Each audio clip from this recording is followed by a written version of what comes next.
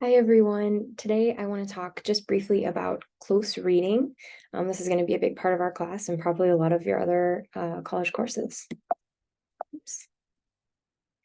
All right, so the first thing I want to do before we talk about what close reading is talking about what skimming is. Skimming is a really great technique that you can use to help make sure that you're getting through a lot of content quickly.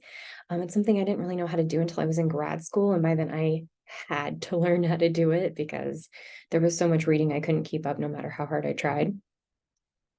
So what skimming is it's this process where you are reading a text in a certain way. You know where to find the most important information in the text. And so then you're going to use that knowledge to find that information, to read that information. And then if you find that you want to learn more, then to read more of the content, right? So we know that at the beginning of the paper is usually where we have the most important content. Okay, so that's where we usually find the thesis statement.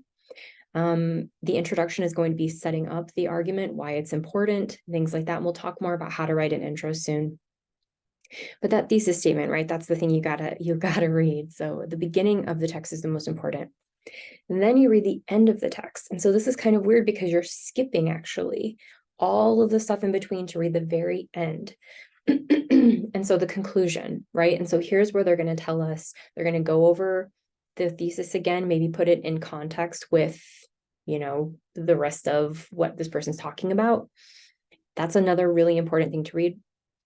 And then what you'll do is you'll go back to the beginning. Right after the intro, you'll read the first and last sentence of each paragraph. And so if we're thinking in terms of structure, this should be our topic sentence, which is going to be kind of a mini thesis. It's going to tell us what is going on in that paragraph. And then we're going to read the transition sentence at the end of the paragraph that's going to help us kind of find out, well, what was the major, how does this topic connect to the next topic? Again, we're going to go over all of this stuff when we talk more about organization, but for now, this is how you skim a text. Then what you'll want to do is kind of, with your eyes, just kind of look for anything that might be standing out, bold, bullets, underline, anything like that, that is kind of sticking out of the text. You want to make sure that you look at that. The person has designed their text so that it's more noticeable.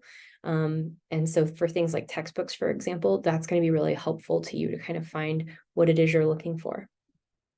Okay, so should you skim? Yes, I think it's really important to skim. For me, especially, like, I have a hard time processing large chunks of text that I'm just reading without pause. One thing that can really help me figure out how to kind of categorize the things that I'm learning into my brain is to look over, okay, well, what is this, first of all? Okay, what is the argument that this is making, thesis statement? How am I supposed to kind of understand this or like put this in context with the rest of what I'm learning? That's going to be in the conclusion. And then those topic sentences and transitions are going to be able to summarize things in a way that I already kind of know what I'm about to read before I really go in and read the whole thing. And so this is something I use all the time. It will save you so much time.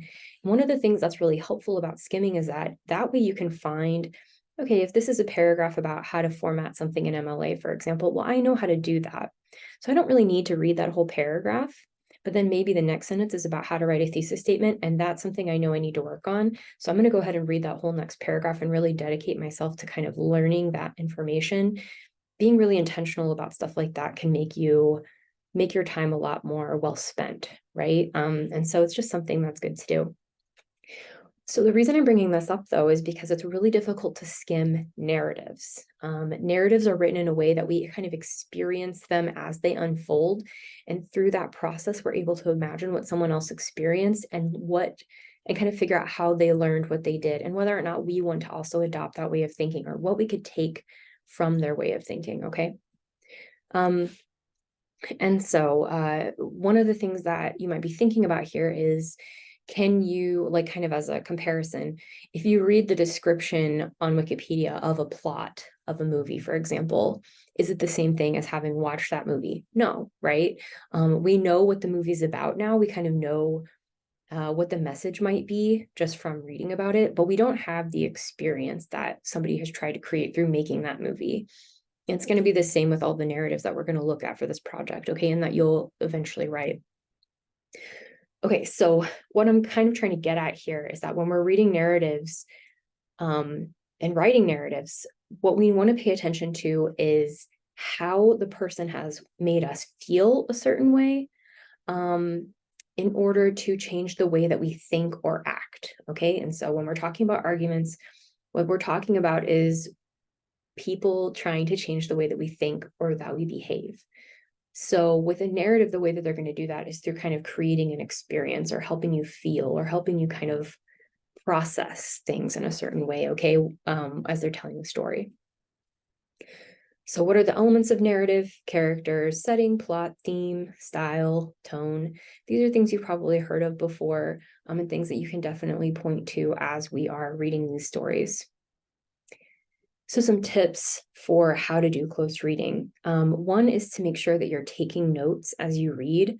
When I was in college, I remember I was like, oh, I'll just underline or highlight. You can absolutely do that. And it's right here in my in my suggestions. What I would really recommend, though, is if there's something that you notice that you think is interesting or that you want to comment on, for example, for our perusal, go ahead and write it down immediately, because what's going to happen is your brain is going to then move on to the next thing, and you might not actually remember what you were thinking, why you highlighted that, and especially not, weeks later when you're trying to write your narrative and you're like, what was it that I was trying to get out of this? And you don't want to have to rewatch or reread the whole thing again, right? So go ahead and jot down a quick note about what you think is interesting there, and then you can move on. One of the things that's really important to do with close reading is looking for patterns. And so that could be within the text itself or across different texts that we will read. So if you're noticing, for example, some of our first things that we're going to read are going to be a series of anecdotes instead of one long story. It's going to be broken into bits. And so, for example, with Lindy West's story, you'll notice that she has a list format. That's a pattern, right? She's using this kind of organization style for her essay. And then you might wonder, well, why is she doing that? Right? And how is this different from the other stories that we've read or that we've listened to or that we've watched? Okay. And so those are the kinds of things to be asking yourself. What are the patterns? What are the things that I'm noticing? Maybe they're returning to a certain theme. They might be using color in a certain way or imagery, things like that. Just kind of depending on what you're interested in, you'll notice different types of patterns. Okay, another thing that's really good to do when you're doing this kind of reading is to ask how and to ask why. How do they start the story? How do they end the story? Why is she talking about this? Answering those questions, or even just asking those questions, is going to help set you up to start noticing things, right? And to start thinking a little bit differently. One of the things that's really hard about writing is knowing where to start and knowing where to finish. Both of those are hard, but especially when you're looking at a blank screen, it can be so overwhelming. And so one of the things that I encourage you to look at is, how do these writers start? Some of them are going to use quotes. Some of them are going to start telling a really short anecdote, or that's just like a short story that's then going to lead to their theme, and then they're going to tell a longer story based on that theme. Or maybe they're going to introduce a picture or something like that, and then they're going to tell us about that picture. So there's just lots of different ways to start, and that'll be something that you can return to then whenever you're thinking about how you want to start. Okay, some things to look for in narratives. Again, is it one long, all of it is adding up to one story, or is it a series of stories? Is it lots of little stories pieced together? How does the writer begin and end the story? Again, that's the stuff that's very important to pay attention to. And then, is the argument stated directly or is it implied? So some of these stories, some of these narratives are going to tell us directly what they want us to take away from the story. And some of them we're going to have to kind of guess, right? We're going to have to try to interpret that based on what the writer has told us. They're not going to tell us directly what they want us to think or do, but they're going to give us that information. It's going to be right below the surface of everything that they're telling us. There's going to be a message there, okay? And that's another thing that you want to think about if you want to have a direct argument, or if you'd rather have it implied. Things to look for more generally speaking: what do I like about this text and why do I like that? You might notice some writers, there's things that you don't like as well, and you're like, I don't really like how, he mentioned this thing. I thought that was kind of distracting. That's great too, because what you're noticing then is you're noticing, okay, I don't want to do something like that, right? But then you might also notice, oh, I really love, she is like using all of these examples that I feel are really relatable. And I just really, I like how it drew me into the story. It's very funny or something like that. That's another thing that's really good, right? Because then, maybe I want to try to do something like that. Also, what do or I guess I got ahead of myself here. How did the author do blank? If there's something that later you're thinking about that's memorable to you about a story, you might want to return to it again and say, I keep thinking about this thing. How is it that they set this up? Or how did they do this? Or even in the course of reading, something is standing out to you. Look back and say, okay, I can tell there's a theme here. How did she start this? How did she work this into the story? Okay, this is one of the questions I get asked the most. How do I remember what I've read? You want to try to be as intentional as possible when reading. If you are just kind of reading a text for the purpose of reading it, like because it's due for school, for example, then that can make it harder for your brain to kind of know what to do with that information. And then it's just going to kind of wash away, right? And so we'll talk more about cognition and stuff. And that's pretty important to writing.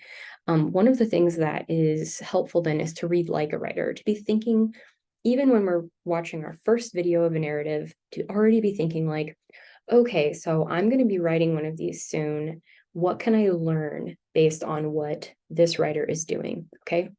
And so while you're doing that, try to be paying attention to, oh, I see how she did that. Interesting. Would I want to do that in my text? That's going to make it a lot easier to remember later. Reflection is an extremely important part of memory. Basically what we're doing is we're looking back at what we've learned, and then we're saying, here's where I'm going to file that information away in my brain. And so you can maybe write down notes right after you watched a video or read a text, just like a few sentences to kind of help you remember the things that are the most important. And then the other thing is use time intentionally. Don't try to cram, don't try to read right before class or something like that.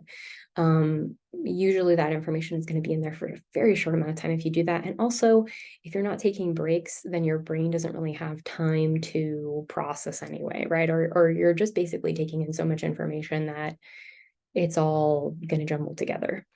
So take breaks. There's this thing called the Pomodoro method that we'll talk about more.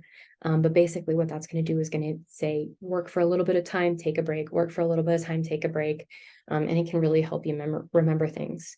And also try to limit distractions. If you can, put your phone somewhere else, put your laptop on do not disturb mode or something, just so that for that 20 minutes or whatever, you're not getting texts, because stuff like that can totally distract you and make you forget what you were doing, right? I think we've all been there. Okay, that's the end of this video. Hope it was helpful.